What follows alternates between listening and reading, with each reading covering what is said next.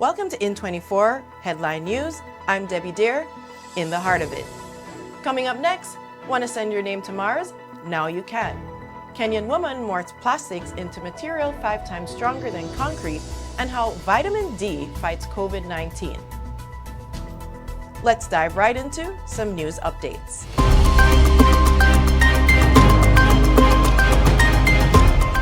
Anyone fancies a trip to Mars? I know I do. You can now send your name to the next mission to the Red Planet courtesy of NASA. Find the details on our website at in24.ca. An orangutan named Karen has made U.S. history after receiving the first COVID-19 experimental vaccine for animals developed by veterinary pharmaceutical company Zootis. A new report has found that more than half the people charged in the U.S. Capitol Hill riot that took place on January 6 were not connected to extremist groups or to one another. Texas Governor Abbott lifted the mask mandate and opened all businesses to run with 100% capacity from March 10th. The controversial decision contradicts health officials' opinions. Will this decision benefit or harm Texans? We'll find out. Apple CEO Tim Cook revealed in a meeting with executives last week that the company has acquired about 100 companies in the previous 6 years, which is equivalent to one every 3 to 4 weeks.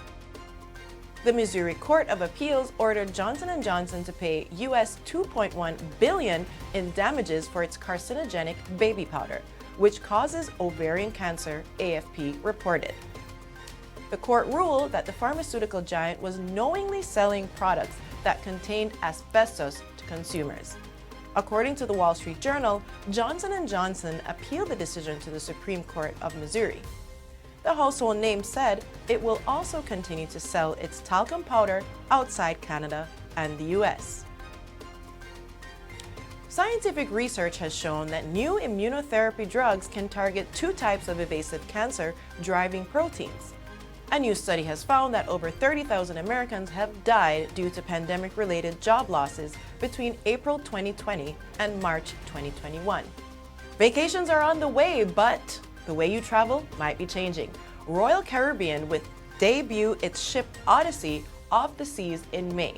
The company plans to provide sailings from Israel with all crew and passengers 16 and older required to be vaccinated. As COVID-19 vaccines are of experimental nature, many are hesitant to inoculate themselves. Alec Manassian, driver of the 2018 Toronto van attack, is found guilty of 10 counts of first-degree murder and 16 counts of attempted murder, a judge rules. Coming up, we have Natalia Yuri joining us again for a brief discussion. Hi, Debbie. Thank you so much. I can't wait to get into this discussion. Yes, it's a juicy one. So vacay season is coming up. We all want to get out there and have some fun in the sun. So what do we think about Royal Caribbean and the vacation passports? I have a lot to say, so stay tuned if you want to find out about this one.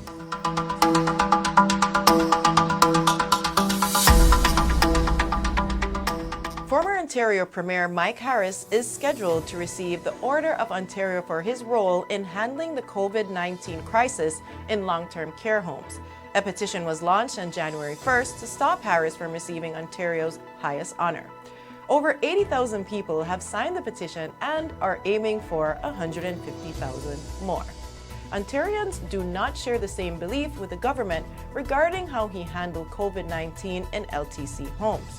People believe that he is responsible for the fact that LTC residents and staff have not had proper care during the COVID-19 outbreak. The upcoming October 17th will mark the 3rd anniversary of cannabis legalization in Canada. Happy 420. Aside from the increased accessibility of marijuana and products containing THC, what has changed since? Researchers at the University of Toronto argued that the legalization of cannabis has helped destigmatization of its use for pain management, which contributed to a decline in opioid prescriptions and spending throughout the country. In a recent study published on January 25th, U of T researchers found that the monthly spending on opioids before cannabis legalization was 267,000 Canadian, which dropped to 95,000 after legalization. Various studies have surfaced around the internet examining the correlation between vitamin D deficiency and contracting the COVID-19 virus. While there is currently no clear evidence as to whether the vitamin can combat COVID-19 in some medical studies, it's suggested that the vitamin may be beneficial for those living in cold temperature countries, as they are more likely to be deficient in vitamin D. It's now time for a discussion segment with my co-host, Natalia Yuri. Natalia, welcome.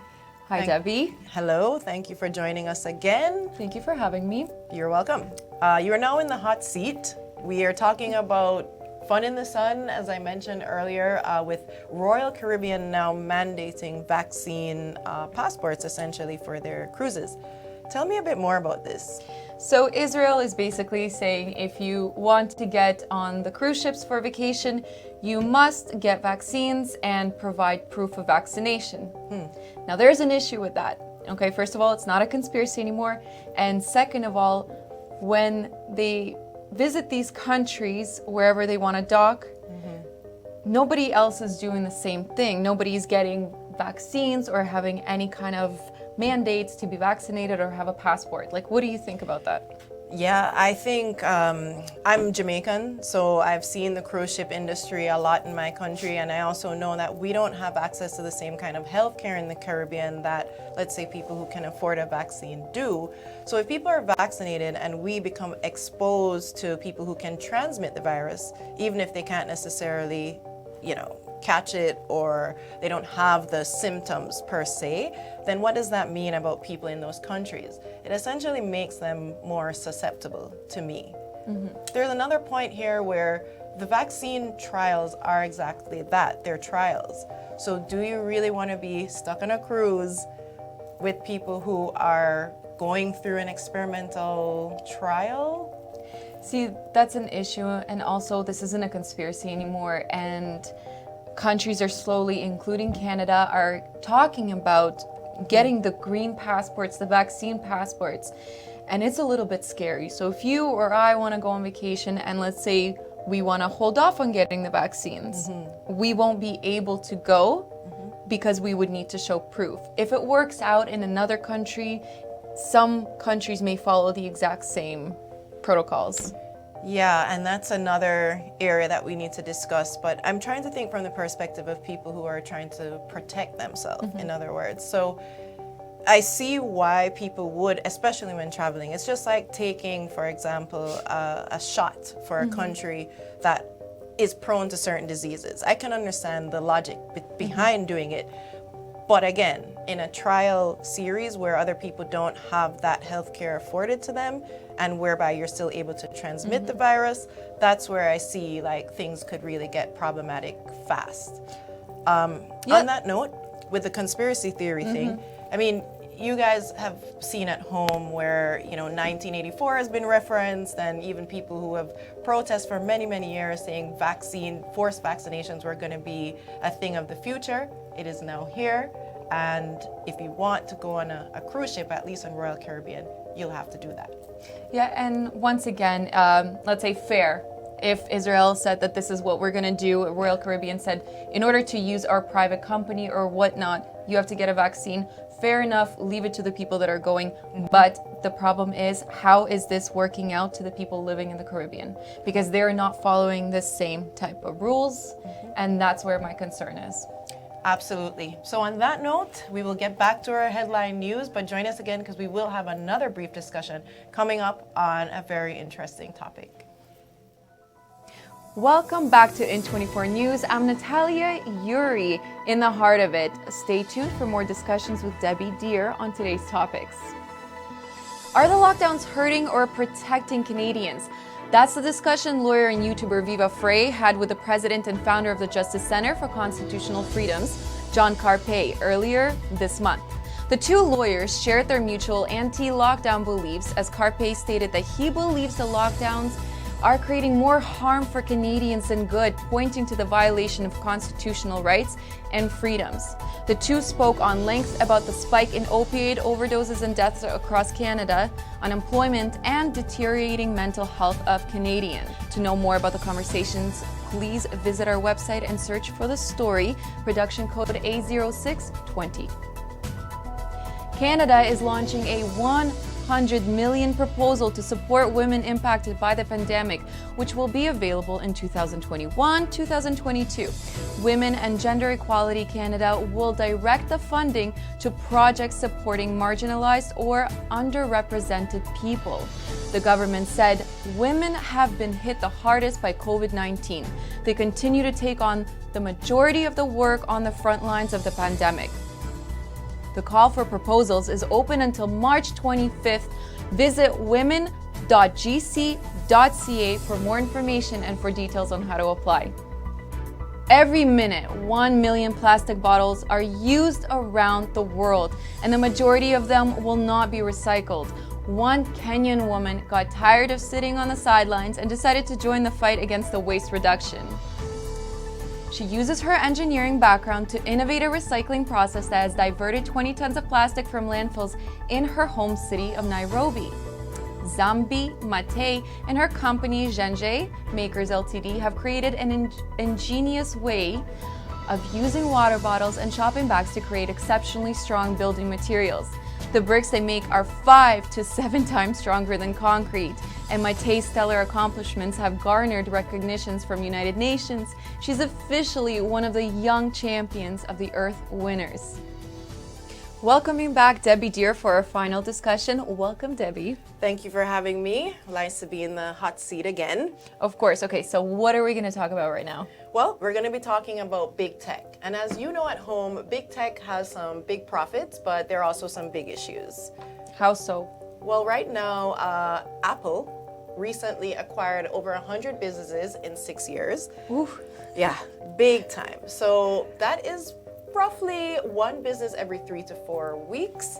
So that means if they're acquiring smaller businesses, then we're going to see a monopoly in multinational corporations or big corporations, big tech being one of them, and a diminished number of small businesses. So, well, it's good for Apple and good for big techs, but I think it's good for people that agree to sell, because you still have to agree to sell your company. So it's definitely great for those entrepreneurs.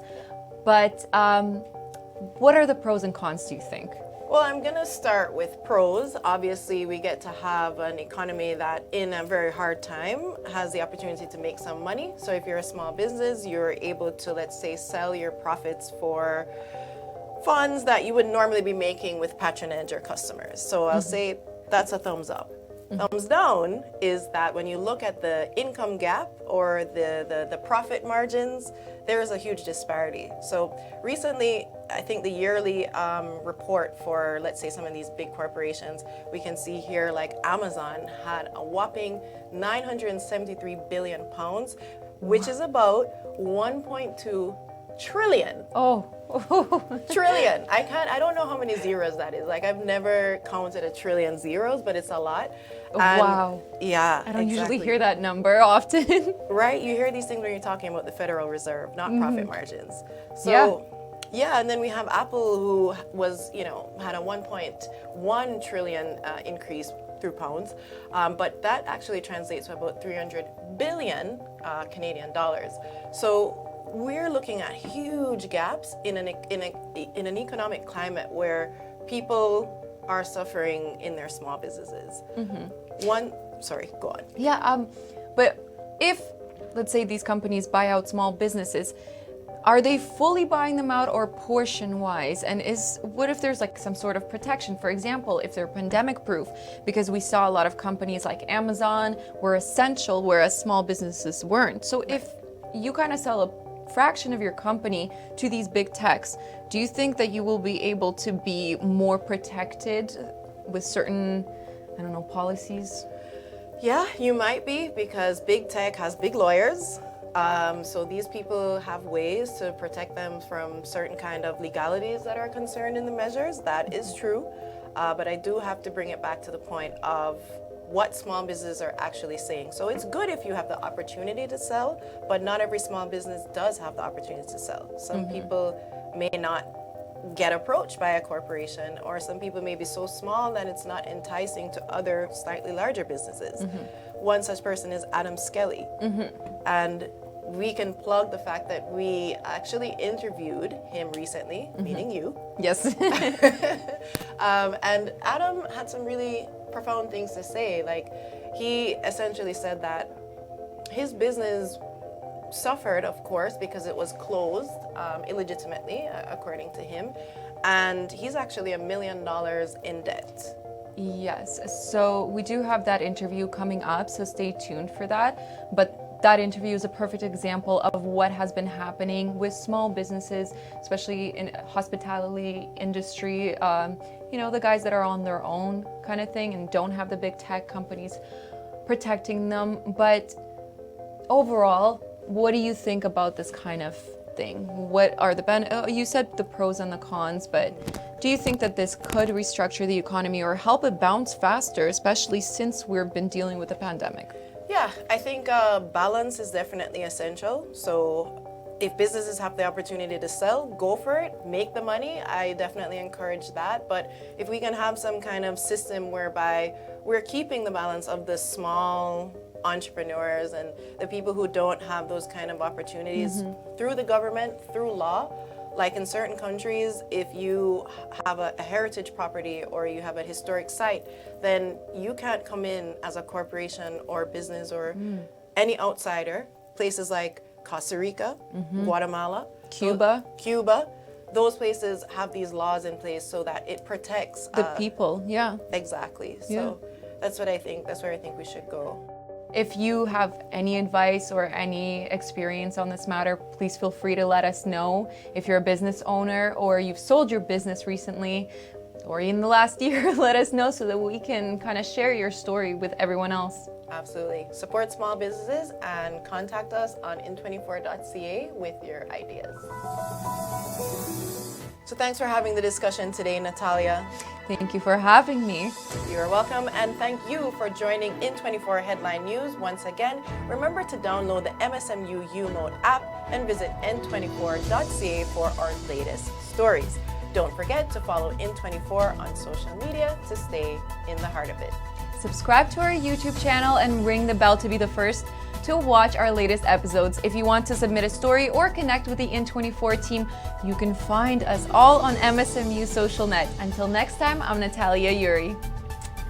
And I'm Debbie Deer. Thanks for joining us today.